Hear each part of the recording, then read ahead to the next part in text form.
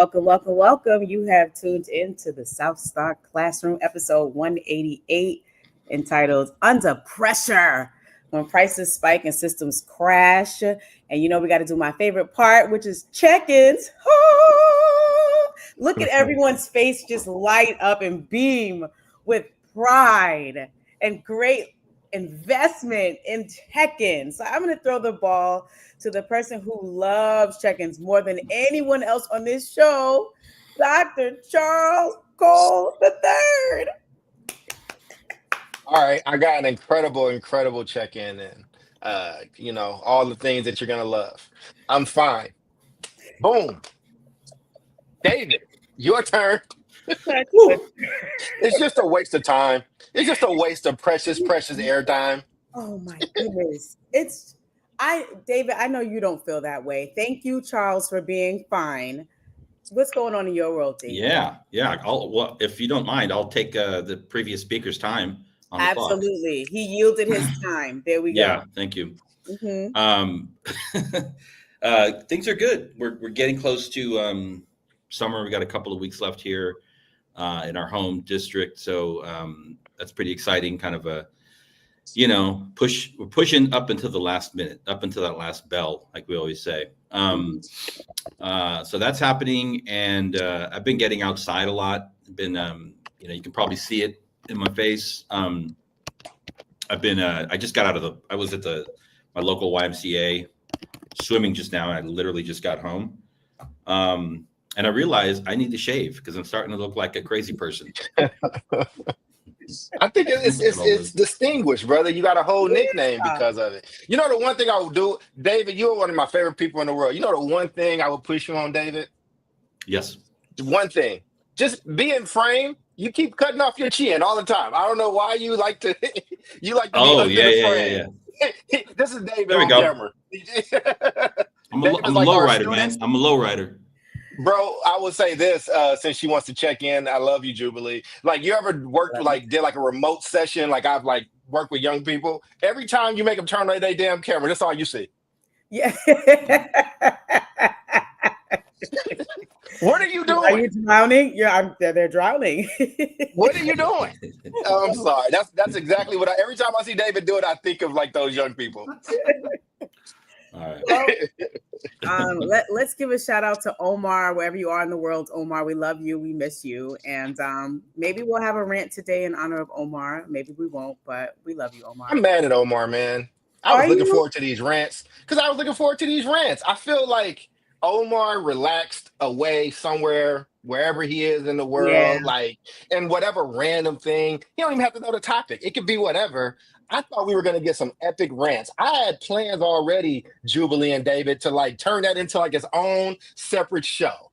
And Omar did not live up to his end of the damn bargain. I am upset with O. I do understand. Okay. I don't know. Maybe we can send something in the chat and let him know that we still need it because we've got a segment waiting for him. Omar ain't thinking about us wherever he is. He's on Jupiter right now. I'm not even sure how many more weeks we have to wait for his return, but this is gonna. Right. I think we should get party hats and streamers and things in the clapper things. Just saying. Okay. All right. Well, you're such a girl. Thank you. Thank you very much. Woo. All right. So today we've got two topics. They're related. They're budget related. We're talking about tariffs, trade, and tight budgets, and we're talking about cybersecurity, right, which also has some implications for school budgets and systems budgets. So I'll just offer some information. We'll start with the tariffs and trade and tight budgets first. And it's just around who's paying the cost when this stuff goes down, right? So we've got tariffs that they're increasing costs for essential goods, right? For school resources like technology, transportation, construction. We've got a charter school in my area, in the Maryland area, that recently canceled its opening due to this perfect storm, right, of financial strain.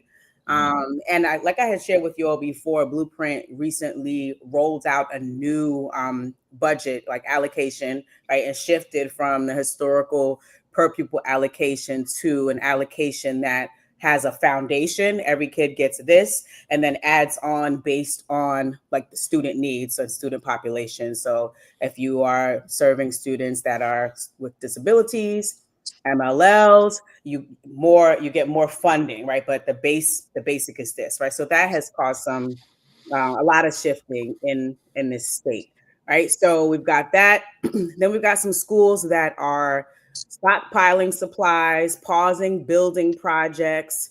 Some of our school buildings are desperately in need of rehabilitation, renovation, right, and just new spaces.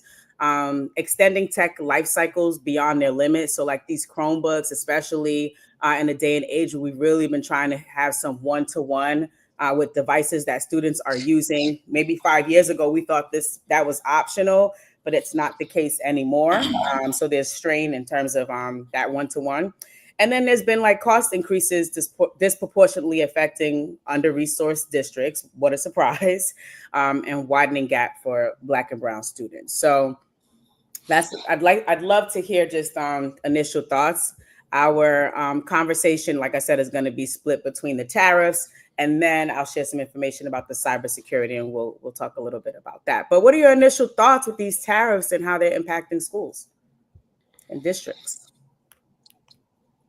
I think it's interesting. I mean, I want to speak to the tariffs, also connecting with call it like a pre-existing, what we knew were pre-existing issues with talking about like larger urban school systems. I'm thinking about places like Los Angeles, places like Oakland, places like Chicago, even places like that where there was already a big strain in the system for resources, for people also, for buildings, modern buildings, like you mentioned.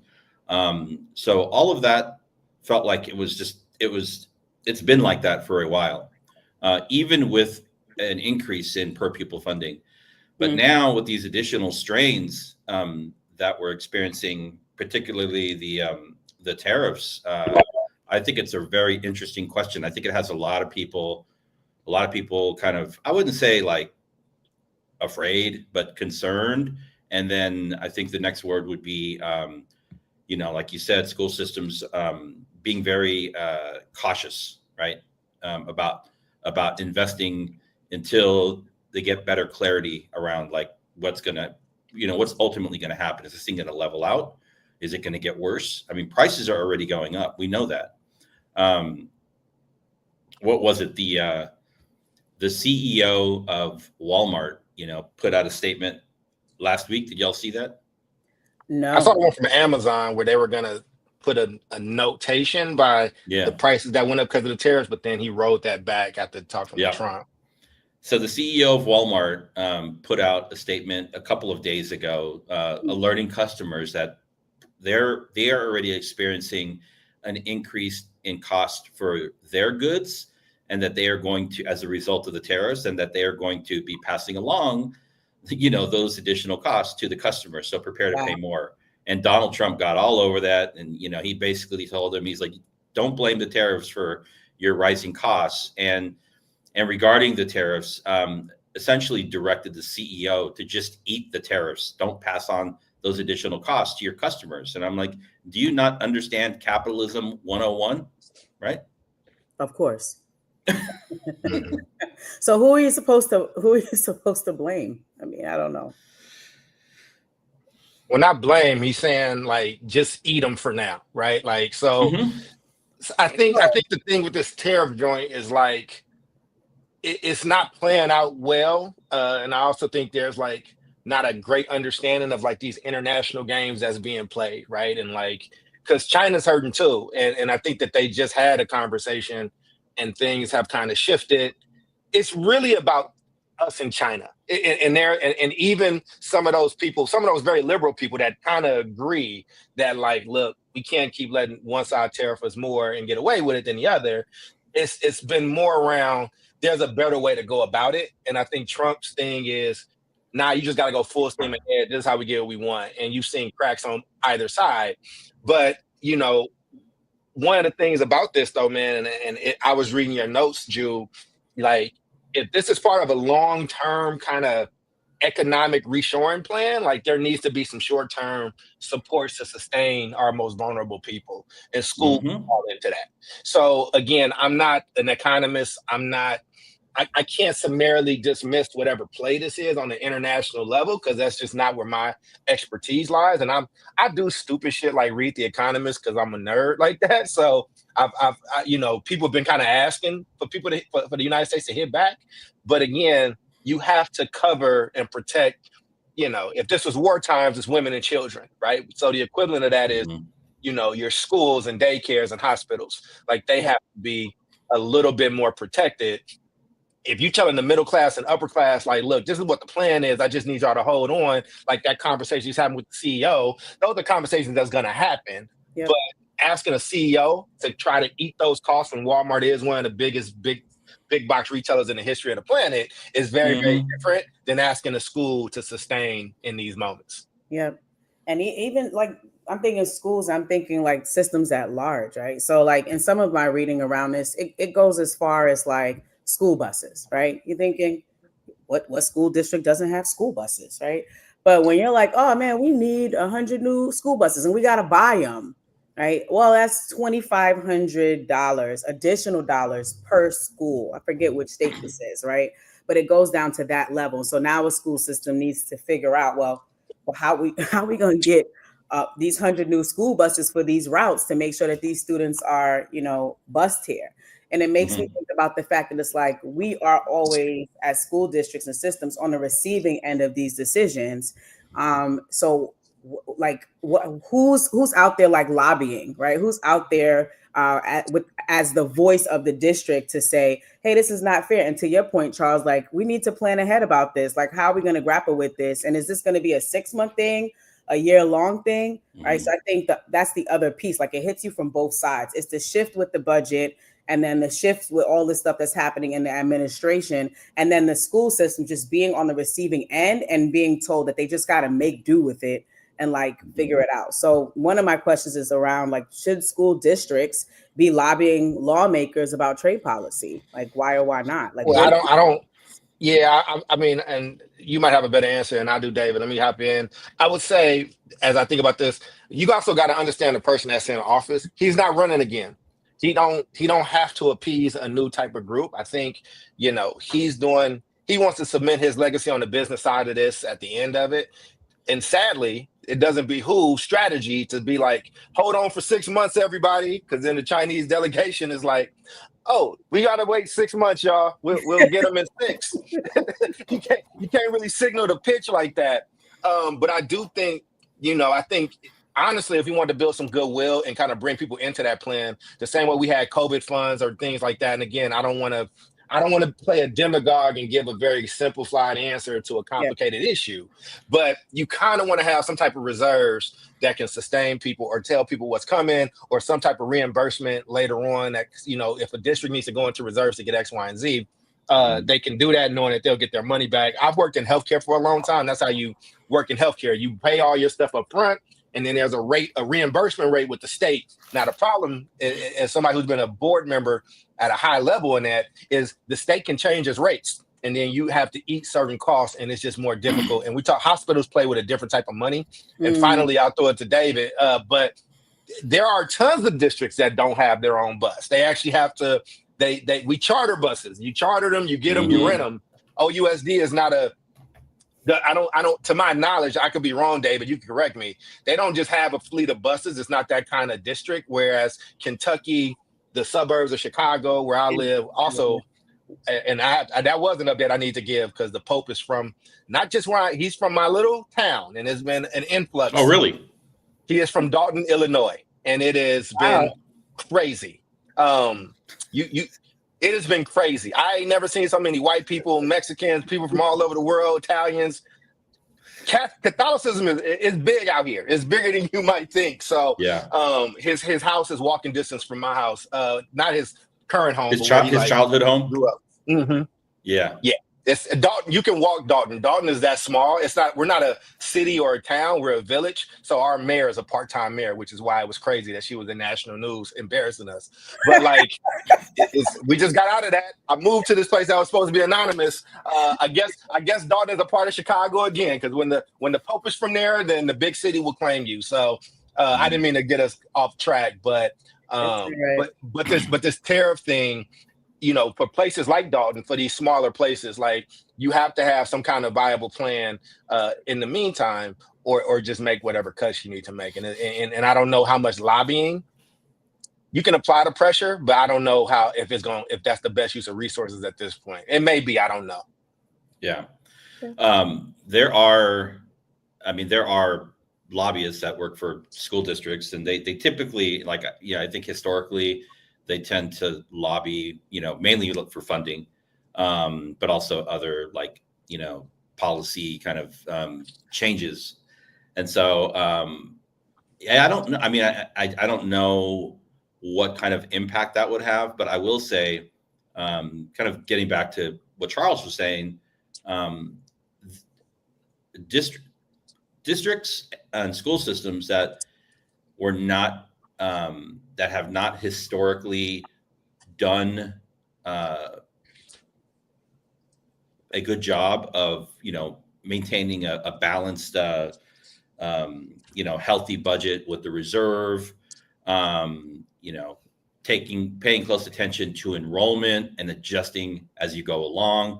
We know that there's been a huge, coming out of COVID, a big shift of young people, like from different places in the country to other places. And then a lot more like homeschooling and private schooling. And so, the big district systems have lost, many, many children. And then you have to adjust. But if you don't adjust, then you end up in the situation, like, for example, even something like Los Angeles Unified, I know Oakland Unified, San Francisco Unified. I think even down here in San Diego, they're running these big systems, and they don't have enough, call them units, but they're students, right, to actually uphold, to maintain those systems. And so then you put on top of that this economic stress that we're talking about, and it's a really bad combination, and it's going to be a bad combination for districts that haven't done the hard work of realignment, whatever it is that we're experiencing now. So if you do have a reserve, I think this is a time when you're going to see a lot of school systems, kind of dip into those reserves. But I think a lot of people are going to be cautious. Reserves.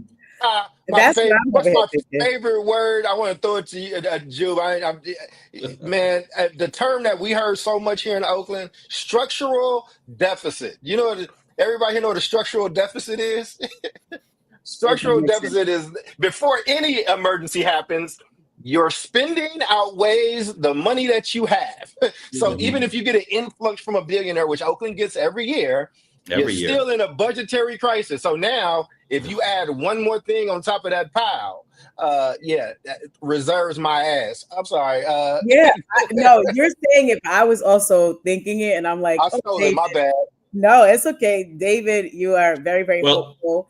And I think there are some like school districts that will have the reserve, but we also know like how many times we've seen in the news these corrupt systems. You know what I'm saying? Like you have 17 golden umbrellas. Like what? Why do you have gold? Right. So it's just like, if you were prudent, and you were strategic leading up to this, right? If you saved some of your eggs for a rainy day from, ESSER funds or things that ended up increasing as a result of the pandemic, like maybe right now you won't feel the hit as hard. However, if that's not your story, then we're going to see a bunch of structural deficits. I would say if you do have a reserve, I would venture to say it's a likelihood that you probably are not feeling these tariffs in the same way that other systems are feeling it. If you're doing that well, and I think that that's the issue. Like one of the things your research brought up when I was reading it, Jude, was that we're looking at this as it's going to increase the gap for Black and brown students or students that live in poverty. If you're a school that has reserves, you're probably a school that we're not necessarily discussing at that point. So it listen, man, things happen, and how you got to be prepared. Like, I mean, COVID happened. Like, in a post-COVID world, schools have to district systems have to be smarter. And a lot of systems have money, not reserves, but there's a big fund. There's a big legal fund. If the public knew how much, I'll just use my old district, how much money we had set to the side to settle lawsuits or things for IEPs, or not to get sued from IEPs, or sexual assault cases or whatever. We spend bread in those areas, right? And so it's not just as simple as taking funds from that pot and putting it over here, because you don't want to leave yourself susceptible. I mean, we get into the business of school, and it's a wild, messy business. And David might know it better than all of us, because he's been on every side of it and seen what happened when it gets ugly in those rooms.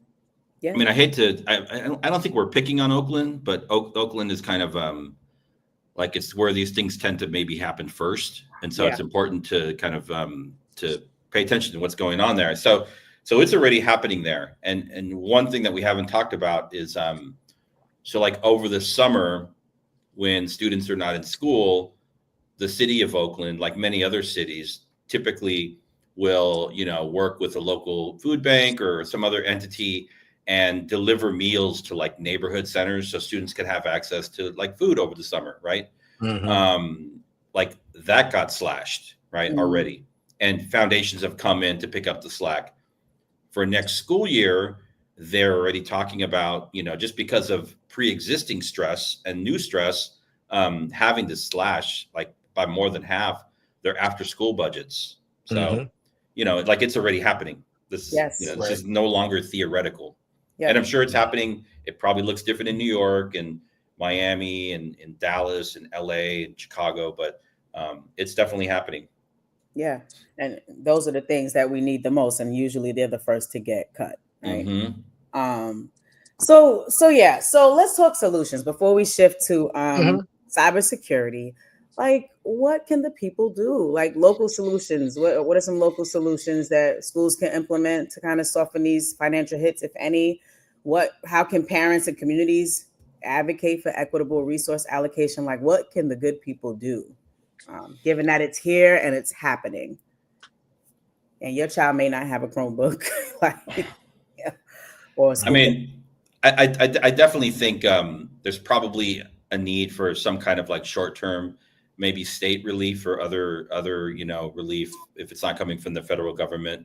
I don't really know like what can be done there. Like, we're not sure if this is long-term or short-term, but I'll go back and, one of the things I know that we can do and that we should have done, it boggles my mind how we allow from the federal government to the state government to the local school districts to operate with ongoing structural deficits, the things that Charles is talking about.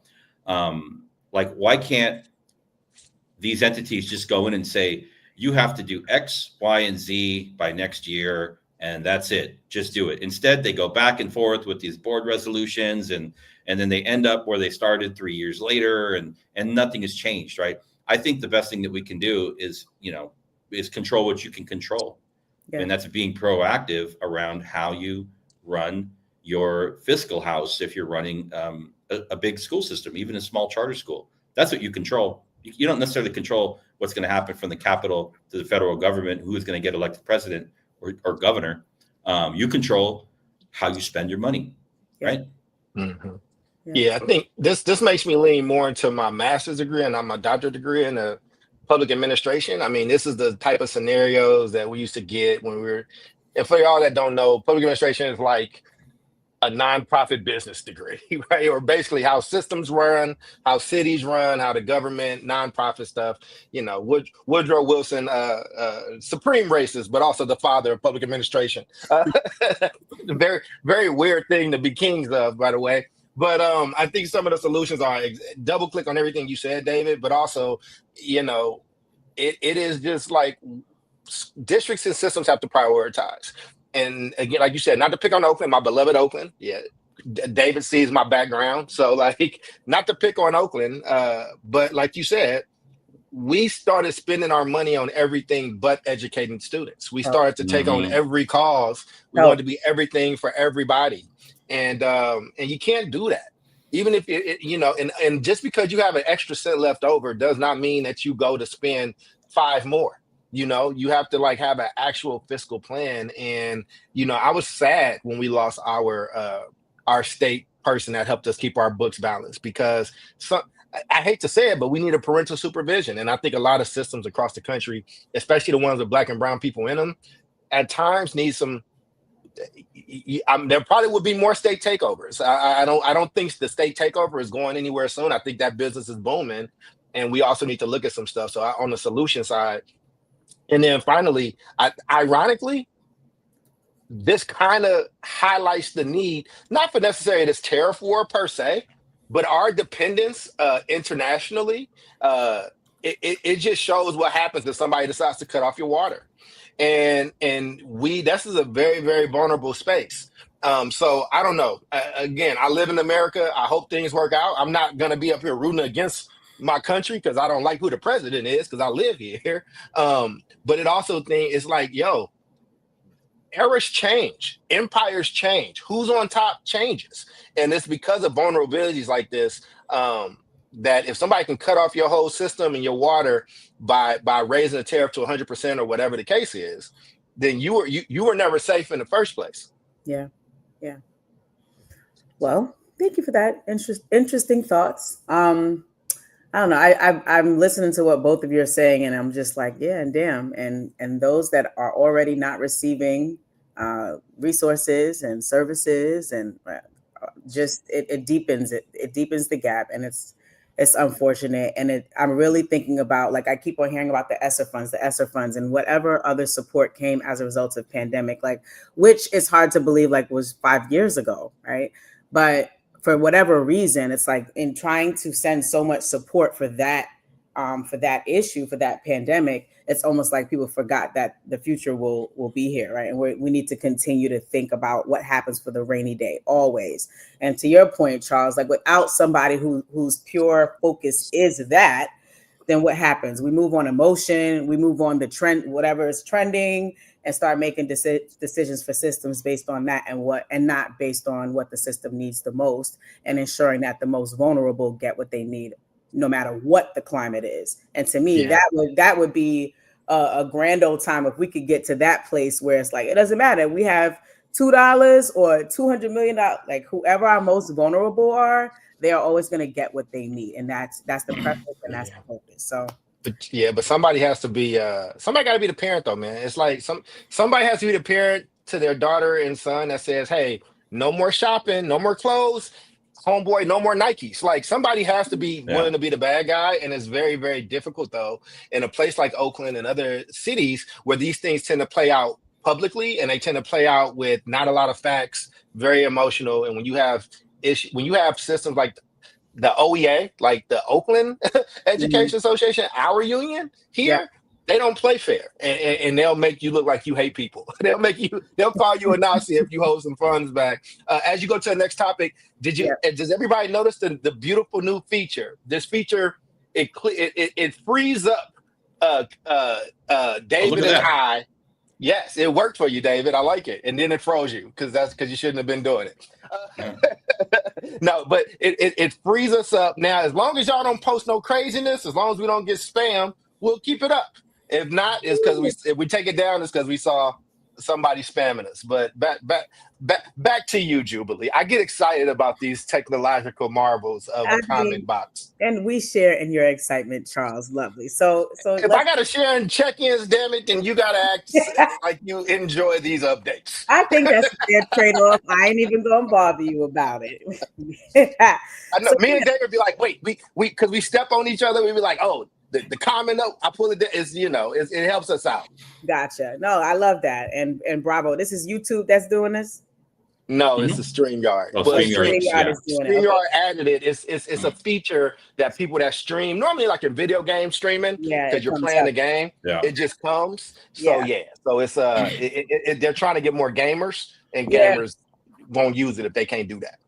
I see. Okay. Well, Alonzo said we're moving on up. So thank you. Thank you, Alonzo. We're trying. Thank you. So let's talk cyber attacks, right? So just know that when I was reading this, I envisioned like some dude. Yes, I did envision it was a dude wearing all black, like the ski mask, picking up a phone, like a rotary phone, dialing and telling the school system, give me all your money. Like with that thing that covers your voice. What do you call it? You know, it changes your voice. A voice modulator. Voice modulator, right? Like this is what I envision. So the recent Power School hack compromised millions of student records, and school districts were suddenly faced with ransom demands. One of these, based on what I read, there's a school system that actually paid a ransom.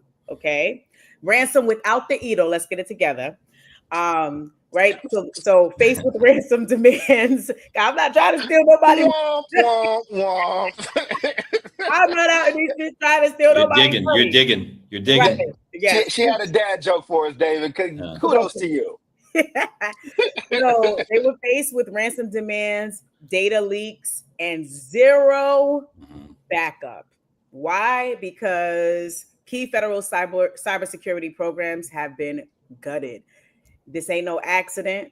There's been cuts to cybersecurity staffing, training centers, and information sharing hubs have left school districts fending for themselves, often with no IT departments or contingency plans when this kind of stuff happens. So think about that. So we're putting children's data, addresses, birth dates, learning profiles into systems that we know are vulnerable, right? But we need to organize because we're a system and we educate thousands and thousands and thousands of kids. How are we going to keep all that together? We're going to have to use technology to do that, right? So we're putting this stuff into systems we know are vulnerable, and then we're walking away from the problem at the national level because there's no oversight, right? And then when the breach hits, who's got to fix it? It hits the underfunded districts, right? In Black and brown neighborhoods. It hits all schools, right? But we already know who's most marginalized and vulnerable, right? And usually they lack the resources to bounce back, right? And I've seen this in my own district, right? Not paying the ransom per se, but just being attacked to the point where student information systems are seized for long periods of time. You can't log in, right? And somebody else out there has your information, right? And there's no one coming from the federal level, the state level to provide the funding, the oversight, right? Or the technological insight to address the issue and to fix it in order to protect the information, right? So initial thoughts about that. I mean, I heard about this when it first, and it's remarkable because I think Power School, I just did a little bit of research. Power School partners with 6,500 districts across the US. And and some of those districts are like some of our largest school districts. So I don't know what the actual student number is, but it's got to be a big number. And why this is not bigger news, I'm unsure. But so there's that. And then, Power School paid the ransom, right? And then the hackers went and asked Power School for more money. That's why you don't pay them. And then they went and then they went to the districts and asked them for money too. So crazy. I mean, at the end of the day, it all breaks down to, Power School having some kind of a vulnerability, right, in their system. And if Power School is going to have that kind of vulnerability, I mean, good luck to anybody else that, is operating some kind of education-based, information system. Now students are all on these, single sign-on platforms, Google Classroom, Clever, and then all of the other apps that, are connected through that. They've all got devices. Students are obviously using their school-based Chromebooks to do, other stuff on. And I mean, who knows? I mean, what hackers could actually get access to. I think the it's a situation maybe where ed tech grew a little bit too fast, right? Mm-hmm. Without the safeguards in place. And now you have, all this data that's floating out there, all this private information that's floating out there, which is, it's scary. It is. I want to add too, before you go, Charles. So they're extorting school districts. We know they're demanding Bitcoin payments under the threat that they're going to release this sensitive student and staff data, because staff data is also in these systems. Yep. And at the federal level, there have been cybersecurity supports that have been slashed, right? So there was a K-12 Cybersecurity Council and the MSISAC. They've been slashed or suspended under new budget policies under this current administration, right? So there's another thing. If you're talking about scammers and folks that want to infiltrate the system, of course, they also are looking for weaknesses, right, and opportunities to take advantage. And so if you've got less security and oversight, then what a grand old time. Like what a time to kind of do the do. So. Yeah, but I will say though, I mean, and back to a lot of my hospital workers coming into this because healthcare is probably the biggest target, just with the amount of money, the amount of broach. In 2014, we had a data breach, 9,000 patients, all their records, and just in the rise of like cryptocurrencies and just more things being online, you're just gonna see it. I don't know. Like I think education is just cooked in this. Like usually you don't go after systems like schools because it ain't like a lot of money that they got or the ability to turn it into. They're just not as flush. So just for example, let's say if Oakland's budget is about $750 million, UCSF Benioff Children's Hospital, one hospital, our budget was about $650 million. So just the scale, like I oversaw $4 billion in like healthcare stuff. But But I know you mentioned the thing about the feds, but in the last 10 years, there's been a ton of data breaches. Let me just name some. Yep. Yahoo data breach, 2013 to 2016. It was a 3-year breach of negotiations and like people behind the scenes. That impacted, how many was that? There are 3 billion users, 3 billion accounts. Beat 3 billion user accounts. So many of those are people that got multiple accounts, for the record. Equifax data breach in 2017, 147 million customers. SolarWinds supply chain attack, which really does suck. That had a ton of people. But then you get to like the Colonial Pipeline ransomware, not with an E, to keep your little joke alive. But then also Change Healthcare ransom attack, United Health cyber attack. Like a lot of these, I've had to sit in a bunch of board meetings where lawyers and everybody comes and talks to us about what's about to happen, what's happening, being very clear that we will not negotiate with this type of terrorism. I mean, there's people that this is what they do. And the worst breaches are the ones that can come in, and a hospital is more dangerous than anywhere because they can shut down all the systems. Everything is digital.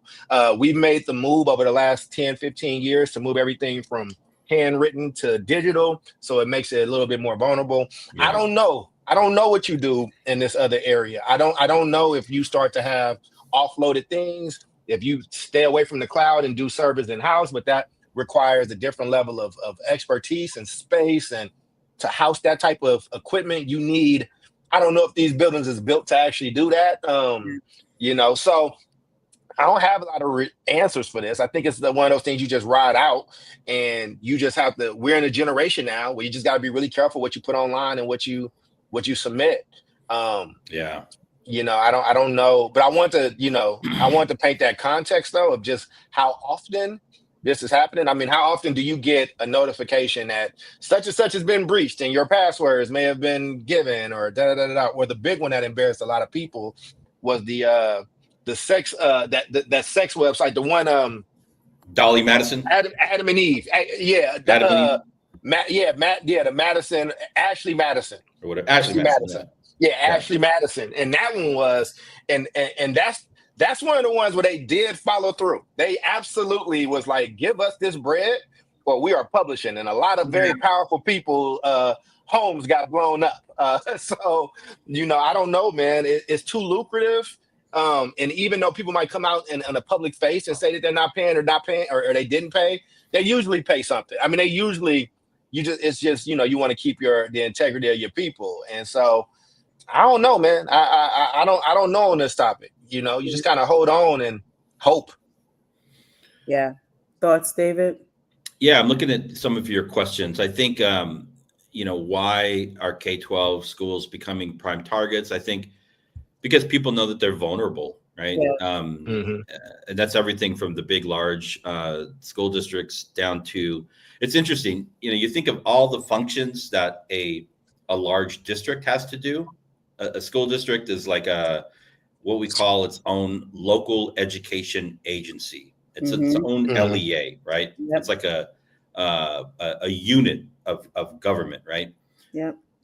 The independent mom and pop grassroots charter school has to do all of those same functions, but, you know, with like, you know, 3 people. Right. And like data and security, online security, cybersecurity is part of it. And I think, you know, even our smaller, you know, charter networks, you know, I'm sure struggle with this. So our probably like rural schools struggle with this. You know, technology was, you know, has been part of schools for a while, but mainly on the information side, right? Like where, you know, records, attendance, things like that, right? Ed tech was making a pretty quick advance, and then it kind of stalled out. And so there was a lot of new platforms that were coming online, and people were signing up left and right, not making sure that there were guardrails in place. So pretty kind of like just haphazard. And then COVID came, and then, I mean, before COVID, there was a pushback against, you know, ed tech. And then COVID came, and everyone's like, now we're all online. Yeah. Everybody, right? Yep. And a lot of people were not prepared for this thing. I mean, nobody was prepared for COVID. Yeah. But like if you were a big school system that, you know, didn't have any kind of I mean, corporate account with, you know, Zoom, or have a single, you know, some kind of online grading portal, or, you know, have some kind of like, you know, classroom, Google Classroom or something where you could like communicate with students via a portal, you were way behind the 8 ball. And that's just getting that stuff set up. Yep. Then on the back end of that, yeah, there's all these like gaps and vulnerabilities, and it's a mess. I mean, to be quite honest, when I'm talking about it, I'm just like, oh my God. It is. And that's why I was like, I don't know what the answer is, bro, because it's like because it's getting worse. And again, but it revolutionized healthcare for us in so many ways. It allowed us to treat more people, and stuff didn't get lost in paperwork. But you know, this was reminding me of, I was a kid when those like child safety bottles was coming out, and my grandmother would hand me the bottle as the child and be like, open this, right? And like that defeats the purpose. Like anytime I had to give a presentation at a school in Oakland, Jude, I would have to like hook my laptop up, and usually there's like a firewall. You know what they do? They just call a kid. A kid comes over and just, here, you're on YouTube now. Like, oh, okay. So like we're also trying to implement these sophisticated, like, you know, ed tech like measures, you know, safety measures. And the adults that's there they're not from that generation. They don't speak that. Listen, man, the best hackers are sitting in your damn classroom at 11 years old. Like, you know what I'm saying? Oh my goodness. Wow. Like, this is the new child-proof safety cap on bottles. Like that's and so when that's what we're working with, you know, but what I will say is I don't have a solution, but the capitalist in me, sorry y'all, is I have friends that do, you know, tech security and stuff like that.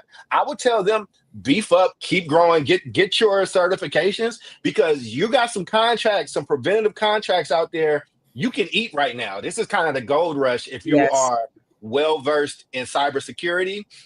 If you understand cryptocurrencies, or you understand like how people use the dark web, and things like that, like people. The more that these stories come out, and that's the other thing, they used to try to suppress these stories because you don't want copycats. You don't want to, That's why they'll never report that they paid. I don't know where you found that report that they paid.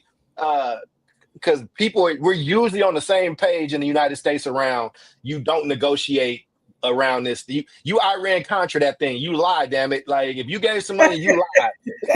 I don't know why they went away. It's like something appealed to their heart. But yeah, David, I really don't know. And I mean, but Jube, I would ask you, what do you think should happen? Like, how do you? I got a lot of thoughts, right? Because I just feel like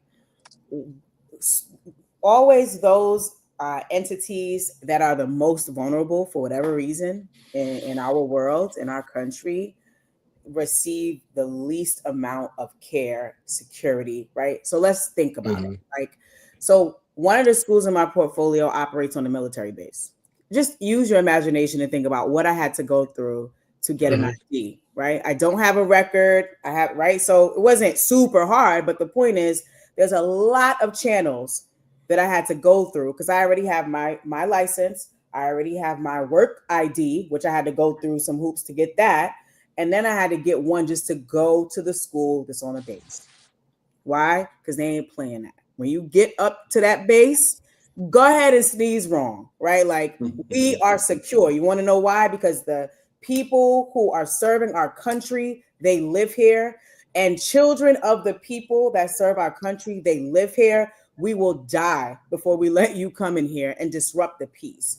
And I don't see that level of care and security around anything connected to schools and how school systems see, right? Security, right? That's just from like an overview, right? Like I'm thinking about going to schools, right? Now in New York, it's a different story. Not saying that there's not high levels of vulnerability. I think schools in general are vulnerable places, right? We think about the number of school shootings that we have had in our nation compared to other nations. It's like, why?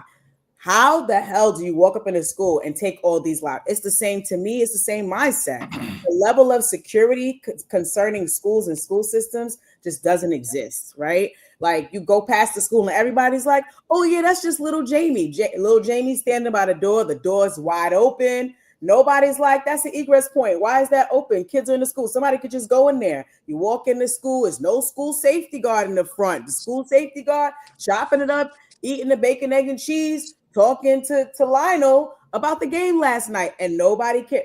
It's a very lackadaisical, right, view of school overall. So who's really sitting there like, yo, we can't have this. Like, we need to ramp it up. Same way how we ramp it up, right? When 9/11 happened and things happened on home turf, and it was like, nah, we need that for our babies. We need that for our schools. We need that for our educators. Yeah. And the same, I think that if we did it and actually bought into it on a physical sense, then maybe we would see it in the cyber world. But we don't see it in the cyber world because I don't think people take school safety as seriously as they need to. And that's why it's also showing up in this technological world, right? Like how many schools still don't have cameras?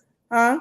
I said, oh, Jude, I like your thought, but this is telling me that you think people care about schools and systems and kids in this country. I'm just saying, have we done our due diligence? We knew, we're not going to. We're not going to. Like, let's just be clear, right? Like, these cyber attacks is not new. They might happen at a school level, but that's like a personal vendetta. I don't like you, but it's normally you go after systems. I mean, look, if you what New York like education department for New York City, I mean, it's billions of dollars. Like this like, let's just. You don't care about a school as much as you care about that. But when you talk about like our military, right? Like, absolutely, they're never gonna spend more. And look, I'm not saying I agree or disagree, but they're never gonna spend more on like school kids and teacher safety than they are around like our drones that we like or like our military secrets. You said what? It's never gonna happen. It's look. David lives in San Diego. I don't know if David wants to take this military argument up, but like I'm just telling you, it's never gonna happen. I'm not saying more. I'm not, because I know that's like the largest part of our budget, right? Goes to military. I'm not even saying that, right? Because we're talking about national safety. But I'm just saying that when people look for populations to pick on, it's often systems involving schools and educators. That's what it seems like. We don't have I would say a barrier that's like, don't you come in here shooting, don't you it's a second thought because schools are safe, systems are safe. Like nobody's gonna bother you until it happens and it's on the news and it's like, oh snap, we didn't actually secure the premises as we thought. Like some schools still don't have freaking cameras, security agents walking around the perimeter. So I'm saying, I'm just talking about the mentality. That's what I'm talking about. I got you. I hear what you're saying. I hear what you're saying. That's my thought. And congrats to Toya's daughter, who just received her master's in cybersecurity. She teaches AP courses. She might have hit the jackpot. If she's an entrepreneur, like tell her, like That's you know, right. Get in there, learn them ropes, and then figure out how to start your own practice because we need it. You know, it's popular. But David, I didn't mean to step on your answer. Go ahead, brother. No, I mean, I think you got me thinking when you talked. I mean, it's amazing to think that we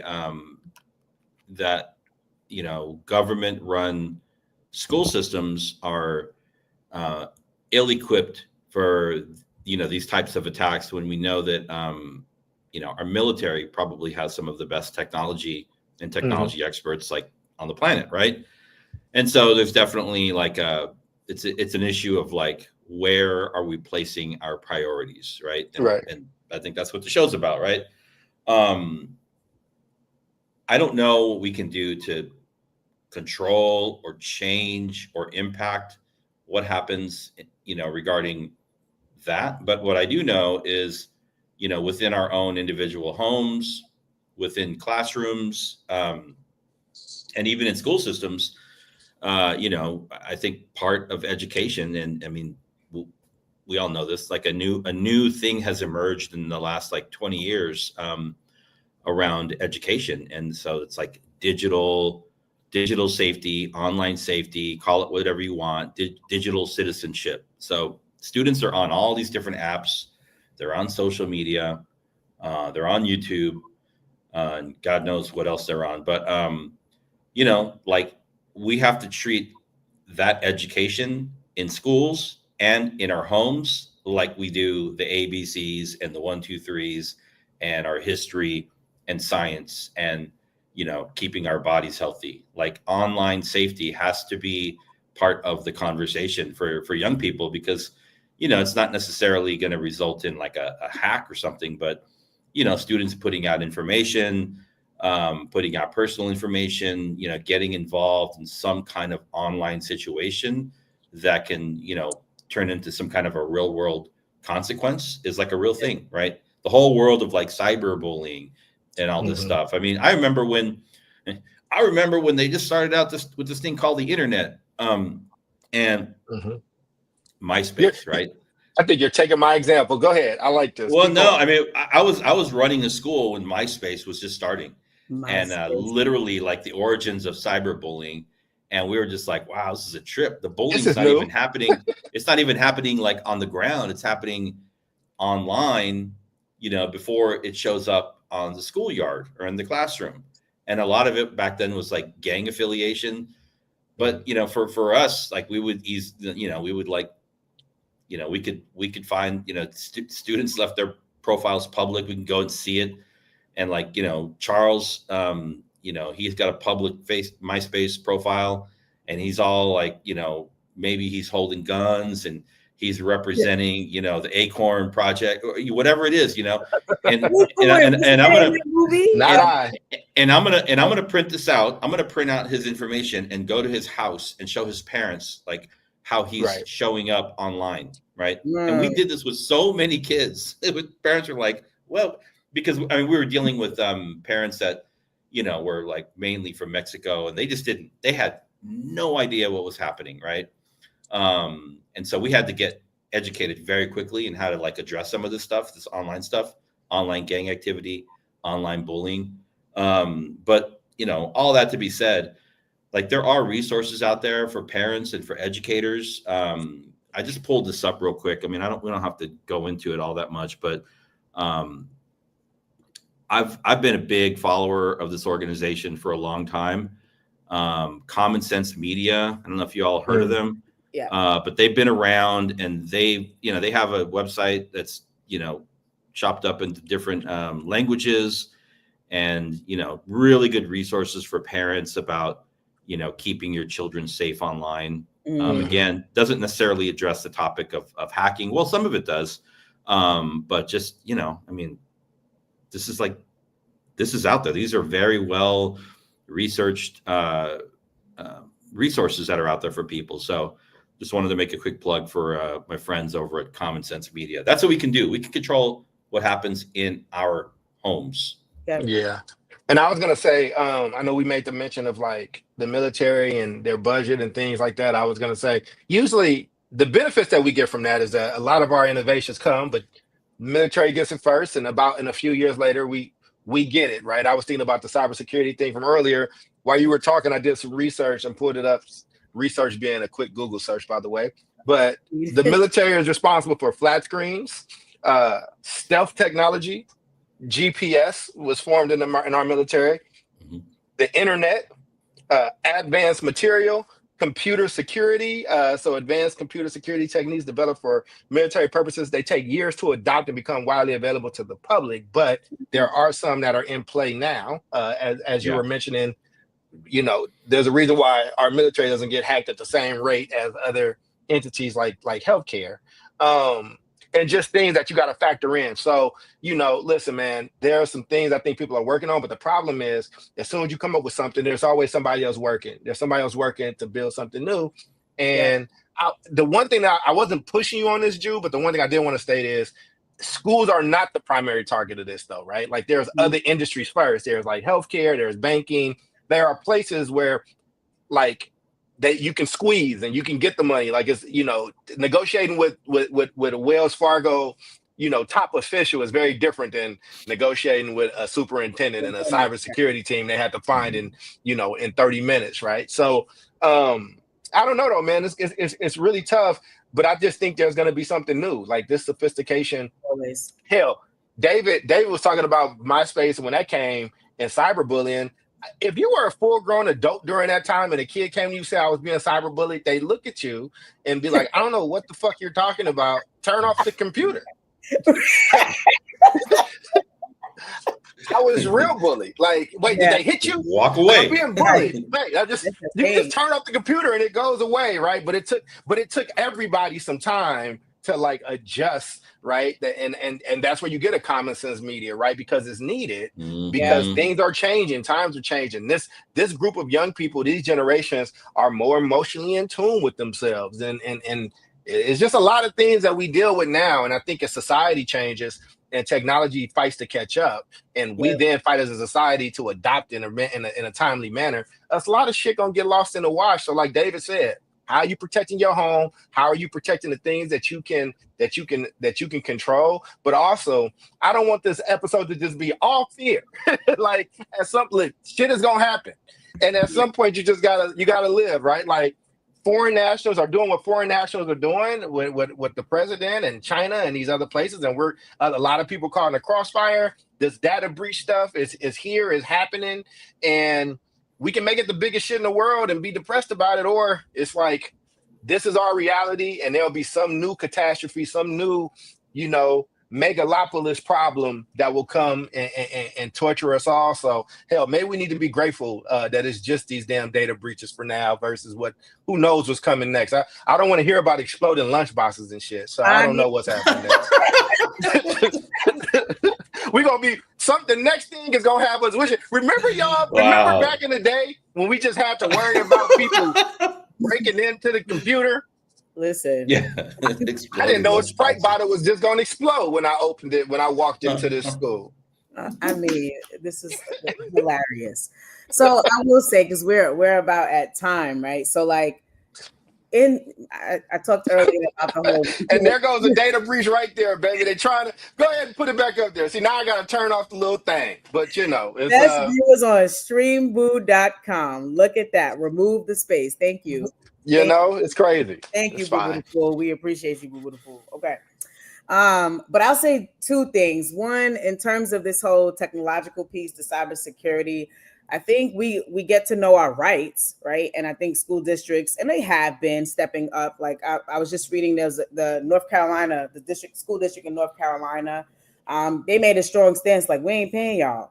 right? And held PowerSchool accountable. So they are offering 2 years of free like credit monitoring and identity protection. Because that's the thing too. Like, how do we know that this is really, Jubilee ransom? What if there was a breach and somebody got a birth certificate, social security number, like some of this stuff, like it's very, very, it's this PII that you have to put into systems to enroll your kid in school, right? So they're not necessarily playing fair at all, right? So I think just knowing your rights and knowing, okay, well, you can't fix it. You couldn't stop the daggone breach, but at least you can stop it from, going any further with my information and pay for what I would have to pay for, which is identity, protection and credit monitoring. So at least I know what's going on and how it possibly could impact me personally with credit. Right. So I think that's cool. And then in terms of the tariff stuff, I mean, yes, we want one-to-one. We want every student to have a Chromebook. We're in this technological age where we feel like we can't live without it. But the truth is that we have. And so for a very long time, and even up to 5 years ago, right? Like even up to 2 years ago, some school districts still didn't make the transition. It was like a Chromebook. You want me to type my lesson plan into a PowerPoint? I don't know. Right. So it's just like some of the grassroots old school stuff. Like if we have to, lean on that for a little bit until things are corrected and we get more funding or whatever, I think you just prepare for that, right? Learn how to teach. A good teacher can teach with technology and without, right? And I know it might sound harsh, but and sometimes we end up getting the short end of the stick because somebody else along the way didn't have the insight or the focus to make sure that they kept the main thing. But if we're on the ground, make sure these kids get what they get, then we can prepare. And that is the part that we can control in terms of teaching and learning. So that's that. And my final thought. Doc, I'll throw it to you and then you could lead us on out of here. Oh, did David have his final thought yet? Did I miss that? Go ahead. No problem. I've always been and I still am a big believer in technology, both on the personal side and when I was teaching and leading schools. So I think this topic of cybersecurity, and then we kind of got onto the other tangent of like online safety and best practices, is a good one. I'm thinking there's a whole other show there. Like you try and put together the show with like too many topics, and it turns out we could talk about each one for 2 shows, right? So good job to you. It's got me thinking about stuff. And then on the other end, the financial stress that our systems and our cities and our families are feeling right now, it's all very real. And my concern is that, school systems get resources to provide differentiated supports to young people, whether they, for a whole host of reasons. And when those systems get stressed, we tend to move towards a more one-size-fits-all model, even if it's temporary, right? I don't have time for that, like, follow-up conversation with you, or, I don't feel like I have time to like differentiate my lessons, or I don't, it really breaks down to the level of like what happens between a teacher and a student. And that's very real. And so my concern there is, again, like the students that are going to feel the first impacts of these stresses are going to be Black and brown students, are going to be special education students, are going to be multi-language learners, are going to be immigrant students. And that includes low-income white students in Kansas too, right? Mm-hmm. So a lot of y'all voted for Trump. And so. Yeah. I'll go in reverse order, man. I think your guys covered everything on the technical. I mean, on the data breach side of stuff is tough. It's a reality we're in. I think systems will tighten up, but hackers will get smarter. So I'm far too ignorant in that space to give any real viable thoughts or concerns on it. But I'm glad you brought it up, Jude, because people should be aware of it and aware of what it means. I do just think people are getting a bit more just data insensitive. I don't know if there's a better term. I think Facebook and Twitter will tell you, I'm going to take your privacy, and people are just like, all right, that's fine. Mm-hmm. So I don't know if that's going to always be a thing. I think people are just and these kids, these generations live their lives online anyway. Like the need for privacy. I don't know, man. Will privacy still be a thing in 40 years? I really don't know. And I think there's a new crop of people that are being born that are growing up in that world used to that, and think something's wrong with you if you want privacy. So there's that. To this other piece around tariffs, man, I think that, again, same. Like, this is a very complicated issue. I'm not probably the right person to be discussing it. Here's my thing about this Trump stuff, man. I don't know if it's going to be a good strategy or not at the end of the day. I have my doubts, the way most people do. And I think that's something that requires sophistication and a delicacy. I'm not saying don't do your job, but I do think there's a better way you can introduce some of these things. I think where Trump's mistake can be, and maybe some people love him for this, and I think others don't, right? But I wasn't a fan anyway, so should be with a grain of salt, because why should he change to make a non-fan happy? So, but I think the brashness of it, I think it excites some people, but I think other folks that are reasonable people are like, I just want to know you're going in this with a clear head and like what's happening. Like we have to trust you on some level. It feels like this is something normally that a Secretary of State would kind of be, Secretary of Defense, Secretary of State would kind of be leading. I don't know. My ignorance is going to show. But I will say to people out there, there's going to be a lot of hot take reactions to any of these things. You got to start reading multiple sources, and you got to start reading things for yourself. You got to read the ones that you like and the ones that you don't like, and you got to do a little bit of triangulation on your own to kind of figure out what's really happening with things. Because if you like Trump, then all this is going to be painted with rose-colored glasses, and this is the smartest, dopest thing ever. But honestly, if you don't like Trump, then it's the worst thing, and this has never happened before, and nobody does this, and it's the worst president of all time. I don't think either extreme is true. Somebody got mad at me because they said Trump is the worst president of all time. I was like, I don't like the dude, but the worst is a lot. Like, and they was like, really? I was like, there was a civil war. Like, there were 2 world wars. There was Vietnam. Like, there was like, it was a Great Depression. Yeah, there was a Great Depression here, yo. Like, there was a lot has happened. There was Stalin and Hitler were knocking at the door at one point, right? Like, there were things happening, right? So I just think that we live in a hyperbolic society, and I think the one thing to bring both these topics together in my long-winded ending, Jude, is that we have become the generation of hyperbole, and it's really, really, really dangerous. It's really dangerous if we don't listen to things or react to things unless it's the worst of all time. So me and David can have a debate here, and in order for us to get attention for you to watch the debate, it has to be David Castillo slams Charles on this and kills him. And we are building a generation of Chicken Littles. We're building a generation of people who only exaggerate. And then when real shit happens and shows up, we're not reacting because if everything's a 10, then nothing's a 10. So, that's how I would pull those two things together. Like, stay informed, control what you can control, read things for yourself, make sure you are able to comprehend, and always make sure that your family and your household is safe, because other people are going to do that as well. So those are my final and closing thoughts. And if you want me to close it, for our friend Omar, who is on one of Pluto's moons at the moment, somewhere, not giving us his rants. That's Jubilee Ransom with an E. That's David Castillo, and I'm Charles, and we'll see you all next week. Same bad time, same bad station. You have been listening to yet another episode of the South Star Classroom. Class is now dismissed. Peace out.